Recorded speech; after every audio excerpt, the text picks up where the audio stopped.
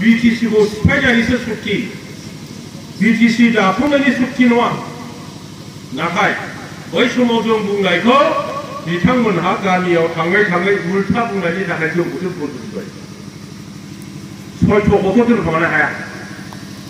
नों लेंग्राया लेंग्राखा नों खालाया खालाखाखा दा खाना नङालै आङो नुजोबथारो होननानै जिबायदि बुंनानै लादोंमोन मोनसे समसिम थगायनो हाबाय परिबर्तन नांगौ जोंनो जाफुंग्रा गभर्नमेन्ट बे हाग्रामानि गभर्नमेन्टआ बे खाम्फामोननि गभर्नमेन्टआ बिसोरखौ जेरैखि जाया फेदेरनांगौ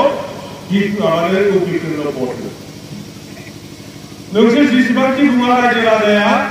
BTFनो 17 देरहागोन आरो गावसोरनो 12 देरहागोन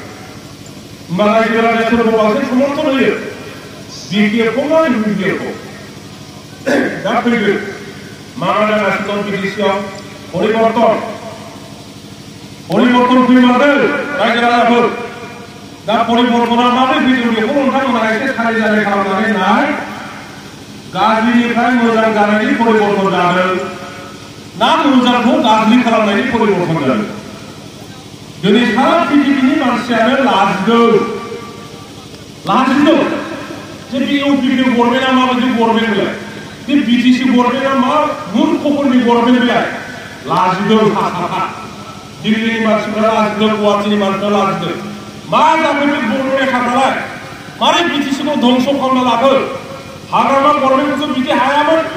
बिसोरथ' मालाय गावसिनि आथिङाव गसंनानै रायजो खुंदोंमोन खिन्थु बे गभर्नमेन्टआथ' दिनै गंसे गाबोन गंसे फानगासिनो दं आरो बुंगासिनो दङ फुराना हाग्रामा माबाया गभर्नमेन्टआ जाफुंग्रा गभर्नमेन्ट जों बिसोरखौ लायनो जेराव फाथायहरजोबगोन हाग्रामाया दाहालागै बिथांमोननि बायदिबा जेरावसो ओंखारजानांगौ नंगौना नङा खाम्फा बरग'या मोननानै बेनि खाम्फा गासैबो दा जेरावसो थानांसिगौमोन थादों दा सोर थागोन नोंथांमोना नुलांबाय थागोन इतिहासाव मा बुंलांगोन मा खालामनांगोन दानिया परिबर्तना मा जाहैबाय जोंनि जायगायाव हाग्रा सिफायनो बेबायदि दंफां हाग्रा मिल गैयामोन दंमोन नामा मिल गंसे खुंलाङो नालाय रेन्जारा हारसिङैनो फैनानै उल्थायना लाङोमोन दिनै परिबर्तना इयो मा सोर हाग्रा नायग्राया सोर नायो मा नाम दा बिथांनि समस्थियाव नायदो 18थानो दंफां मिला 18था बेंटलाव लाइन दंफां मिल नोंथांमोननि नैबे थाइखा जरा खाथि खाला दंफां मिल हाग्रायाथ' जोबखासिगोन नोंनि गामिनि गिदिर बिफांफोर थानायब्ला सोरनावबा जुदि फांसे दंफां गिदिर दङब्ला अखा नायनो थांनानै मटर साइकेल आदैले एथ' लादो बेखौ हरदो सानसे आं खानानै बुंबाय थानो हानाय मालाबा हठात फैसानि अभाब जादों फिसाला लोमजादों बिसि लोमजादों लांदो खाम दानफायनानै हाखावनोसै नोंनिखौ गाबोन बेनिखौ संफोर जोंनि गामिया समायनायब्ला रायजोफोर दंफां गैयाबा गामिया समाया नै बेबायदि खालामनो थांगासिनो दङ बेखौ परिबर्तन हाग्राया जोब्बाय मोनाबानो खालि ट्रेक्टर दाना डिपार्टमेन्टफ्राबो हमनो हालानो हमब्लानो सोरनिखौ मोनो बिजामादैनिसो गारि ट्रेक्टरा बिजामादैनियाव हमनानै बोरै लाबोनांगौ बेखौ होनना बुङो परिबर्तन PMGSY न' गोरिबफोरनि न' बेखौ जिअ'टेकआ सोर खालामदोंबा लिस्टखौ सोर बानाया गासैबो BTFआ खालामबोजोबदों सेंसना BTFआ खालामबोजोबदों दानिया सेंसन जानानै फैबाय बिथांमोननि दिनाव न'आ लुदों दाना मा होनदोंनो परिबर्तना आगोलनि बे BTFनि मानसिफोरनो सासेनोबो होआ जोङो BTFआ नोंथांमोना बे BCDCनि मेम्बारफ्रा चेयारमेनफ्रा सोरखौबा UPPR सोरखौबा कংग्रेस सोरखौबा BJP होननानै लायाखै गामियाव जुदि सोरबा गोरिब दङ मोनफ्रोमबो गोरिब मानसिफोरनि लिस्ट बानायनानै हरदों दिनै बे सेंसन जाना फैनायनि उनावहाय बिसोरनि परिबर्तना मा होनदों UPPLनिल' होगोन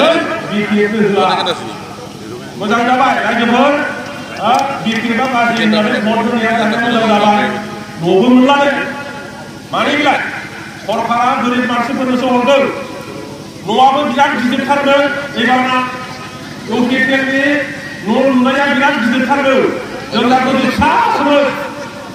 सोरना देरसिन सोरनिया देरसिन लादो बेखौ दानिया होमबाना जाथ'नाया सोर मा बिराद बिटिसिआ गैला रायजोफोर 40टा डिपार्टमेन्ट होदोंमोन गारां बग्रा बिराद मबाइलनि माबायाव खोथा बुङो जोंहा EM साहाबफोरा मा बिलाय बे गोरोंनि खामानि ना रोङिनि ना मूर्खनि जों लाबोदों 6 शेड्यूल जोंनिया 40टा डिपार्टमेन्ट जों लाबोदों 40टा डिपार्टमेन्ट लाबोनानै जोङो ग्रोम खुंदोंमोन जोंनाव शिक्षा बिभाग दङ जोंनाव फरेस्ट बिभाग दङ जोंनाव इरिगेशन बिभाग दङ जोंनावहाय एग्रिकालचार बिभाग दङ दिनै बेनि गेजेराव बे शिक्षा बिभाग बे फरेस्ट बिभाग बे एग्रिकालचार बिभाग बे इरिगेशन बिभाग गिदिर बे हेल्थ बिभाग चिकित्सा बेखौ गासिबो हरफिनजोब्बाय बिथांमोनहा बुंदों हरफिनाखै रायजोफोरजों दङ नै बेखौ हरनानै जों दा डिसिफोरखौ मोनजोब्बाय जों खामानि मावबाय नामा नोंफा जोंनि दिनाव डिसि गैयामोन नामा जोङो चिरां जिल्ला बानायदों आंनि बिदायानो प्रथम डिसि चिरां जिल्लानि सोलोंना लाथों मिथिना लाथोंसो बे मा बे डिसि जोंनि बिदाखौ जोंबो हाबफादों नामा हाबा डिसिआ जाहैबाय आलादा अनुस्थान नोंनि बिटिसिनि आन्दाराव गैया जोंबो बिदोंमोन डिसिखौ जोंनो होनांगौ डिसिखौ मोननाय माने आलादा हादोर बायदि जायो बेखाय गभर्नमेन्टआ होआखै खिन्थु बै समाव डिसिफ्रा जोंखौ नुब्लानो गसंथाङोमोन गसंनानै गावसोरनि सियारखौ बोथ्रोदनानै जों बोसोरायोमोन दानिया EMफ्रा मानो गावसोरनि आन्दाराव फैनाया नोंथांमोननि EMमोनहा डिसिनाव थाङोब्ला स्लिपसिन लिरना हरनांगोन आं लोगो हमनो हागोन नामा होननानै डिसिआ जुदि बुङा आंहा दिनै टाइम गैया उनाव फैदो थांथिंदो नोङो मिथिबाय आरो MCLA बिथांमोनहा थांनानै मा बुङो बे डिसिखौ सार जाय डिसिफ्रा जोंखौ नुब्लानो थोरथोरजियो जाय डिसिफ्रा जोंखौ नुब्लानो सार बहब होनो बिसोरखौ दिनै बिटिसिनि नेताफ्रा सार होनो मा जाखोलाय साख्रि होगोन होनना बुंनो हागौमोन न'खर संथि नैबे बिथांमोनखौ आं खावलायो आं जि खोथा बुंदों बेखौ जेन' फेसबुकाव हगारनानै साख्रि हगारना साख्रि होगोन होनना बुंदों इलेक्सनाव न'खर साख्रि होगोन साख्रिया बोरै होयो जोङो साख्रि होबोदों बोसोरसेयाव गैयाब्लाबो 1000 जन गाहाम जोङो साख्रि होबोदों एखनब्ला फरेस्ट बिभागनि एखनब्ला शिक्षा बिभागनि मास्टार खेरानि बायदिसिना एखनब्ला PWD आरो बेखौ जोङो माबोरै होदोंमोन CSB सेन्ट्रेल सिलेक्सन बर्ड बे क्षमताखौ जों लाबोदों बिटिसिआ दिनैनि बिटिआरआव बे क्षमता गैया एपइन्टमेन्ट होनायनि ओंखायनो मा खालामबाय दाख्लै क'क्राझाराव सिलेक्सन जानायखौ नुदोंना नुवाखै इन्टारभिउ जानाया जोंनि कमारानि बिटिसिनि जि साख्रि दं 800टासो पस्ट दङ फर ग्रेड आरो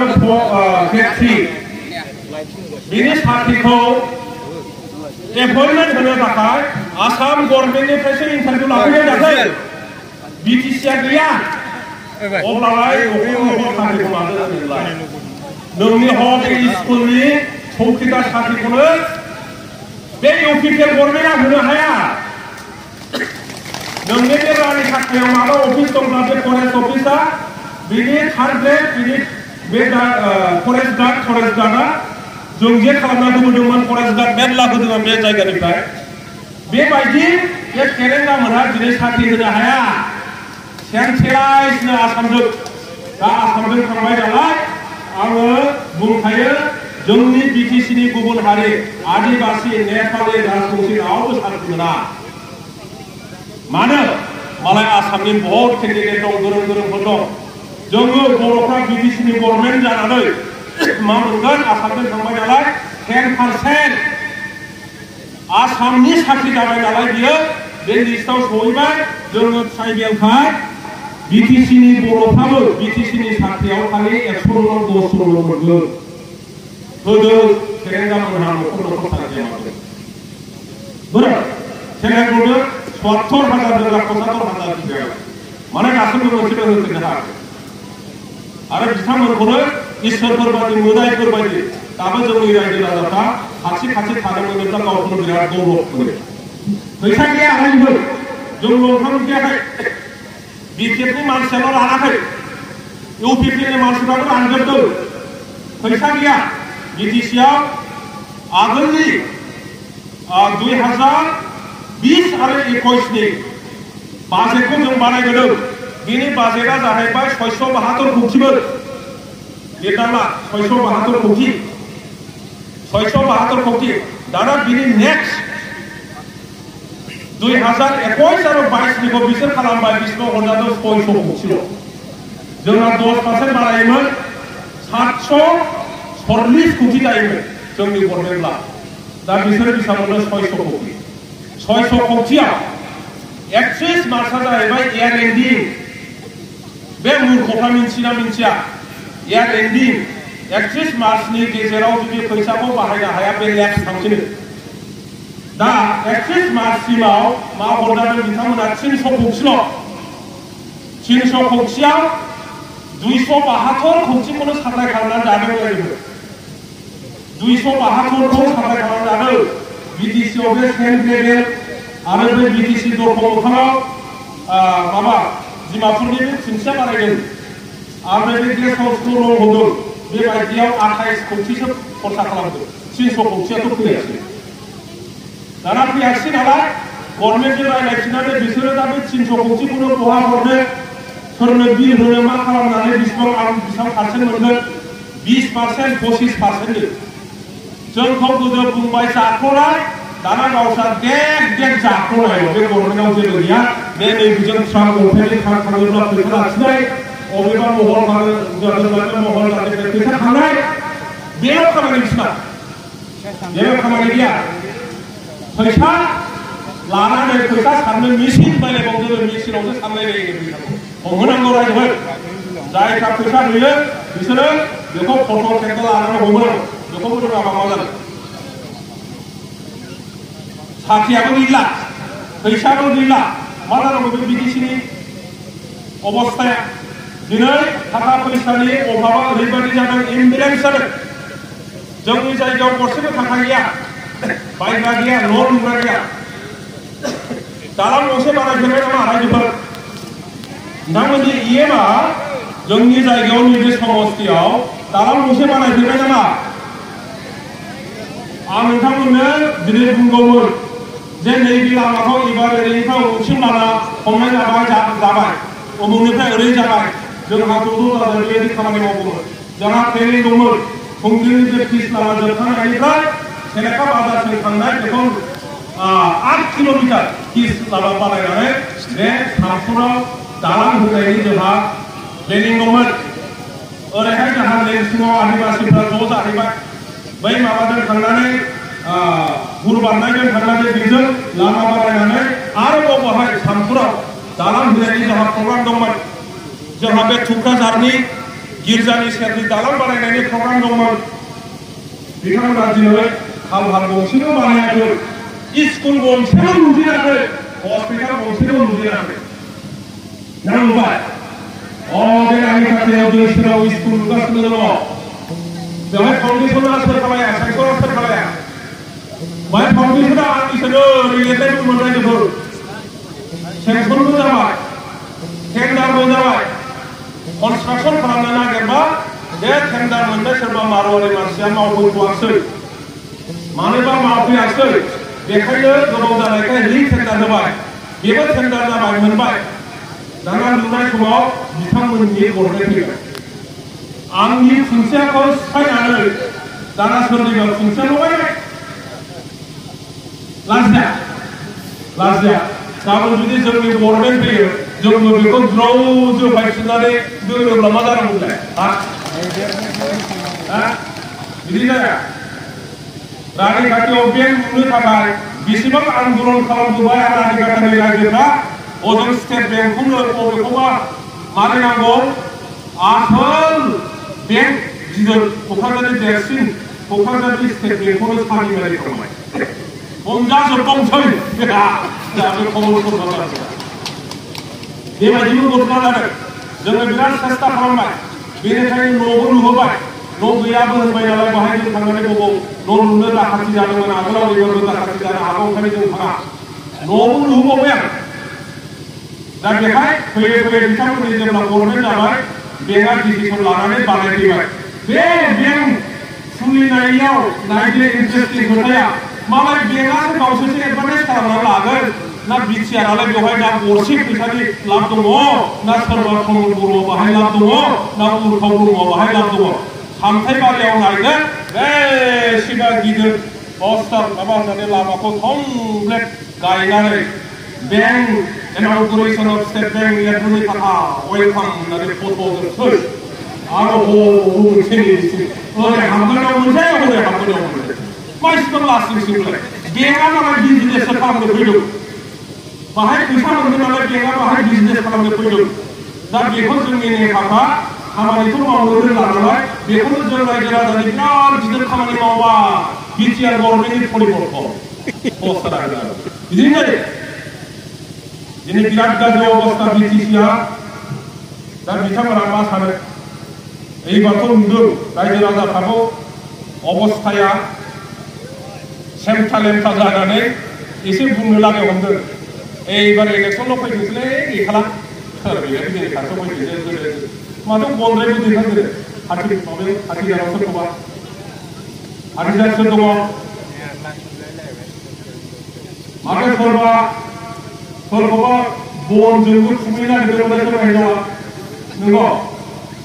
घटना मोनसे खोनादों आं बुंला दे जोङो भद्र मानसि सासे नेताफोरनि खोथाफोरखौ बिदि पाब्लिकलि जों बुङा ओरै खोनासं बहुद गावजों गाव जालायगासिनो दङ दा बेखायनो जोंनि बिटिएफनि दैदेनगिरि आरो नोंथांमोन साफ्रोमबो रायजो राजाफ्रा जेबो गिनो नाङा खस्थ' मोनबोसिगोन 5 बोसोरखौ जोङो सेन्ट्रेल थायराबो थानांगोन जोंनि उदैनि थाखाय नङा जोंनि फिसाफोरनि भबिष्यतखौ मोजां खालामनो बिटिसिआव गासिबो जाथि गोष्ठीफोरनि गांनाय उखैनायखौ जयै बोरैहाय नायलायनो हायो सहाय सहयोगिता होलायनो हायो जोंनि गेजेराव जेराव जाथि लानानै धर्म लानानै नांलाय खमलाय जाया मोजाङै रायजो राजाफोरखौ बेंलांनो हायो बेनि थाखाय फैगौ इलेक्शननिफ्राय जोंनि जि राजनीतिक स्ट्रेटेजि बेखौ जोङो थिक खालामगोन आरो बे समा फैगासिनो दं दिनै बिथांमोनहा गोजौआवबो सौहैया गाहायावबो सौफैया गामियावबो हाबासो मा खोथा बुंहैगोन बियो नैबेखौ जों मावदों होननानैथ' बुंनो गैला मावगोनबो बुंनो हाला खारन गावसोर बिसोरो आन्दायजोब्बाय गावनि क्षमताखौनो जुदि हरफिनोब्ला थाखा फैसा गरसे जुदि लाबोनो रोङाब्ला मा जागोन केस होदों जों रायजो नोंथांमोनाथ' मिथिगौ जोङो केस होदों पिआइएल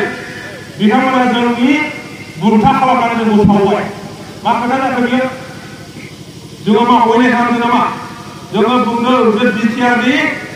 नैबे सुक्तिया बिटिसिनि थाखाय गाज्रि गामि दानखौ नागिरदों जोङो गामि दानखौ होआ जोङो कर्टआव एपिल खालामदों गामि दानखौ नागिरनायखौ बन्द खालाम जि स्वर्णता डिपार्टमेन्ट लांफिनदों बिटिसिनि क्षमताखौ गैया खालामदों बेखौ उथायनांगौ स्वर्णता डिपार्टमेन्टखौ हरफिननांगौ बायदिसिना जोङो खालामदों समस्ति बारायनो नागिरदों बारायनानै माबा माबि खालामनो नागिरदों लिरनायाव दं लेखाखौ रोंगौना रोङा फरायनानै इंराजिखौ बुजिग्रा बुजिदाबसो दाख्लै जाहा दतमानि सासे आगुनि बिअआ बुंदों बिथांमोनहा जाम्बारा सिगां जादों लेखा रोंगौना रोङा जाखो बे जे प्रमद बर'खौ रिजाइन खालामनांगौ होनना बुंनाया बे खालामनायावनो बुंदों बे सासे बिअ मानसि रिटायार जाबाय बे नुबाय बेखौ बोरै साइन खालामो बे खोथाखौनो बुंदों सिङाव माबा माबि जालायगासिनो दङ हथात बिथांमोननि गभर्नमेन्टआ बायोब्लाबो बेबो असम्भब नङा आरो सोरबाया थांगोन सोरबायासो थांनो हागौ माबायाव मा होनोमोनलाय बुजायाव बेखौबो गोसोआव लाखा रावखौबो जोंखौ जेरैबायदि बुंदों बिसोरनि अयनाया गासिबो थन्न ओंखारजोब्बाय गासिबो ओरैनो हगारनाय नङा जोंबो नायगासिनो दङ जों सिरि थानायखौ बिथांमोनहा सिरि थादों होननानै जोंखौ दुरबल होननानै सानो नाङा बयनोबो धन्यबाद होनानै आंनि बुंनायखौ बेयावनो फोजोबो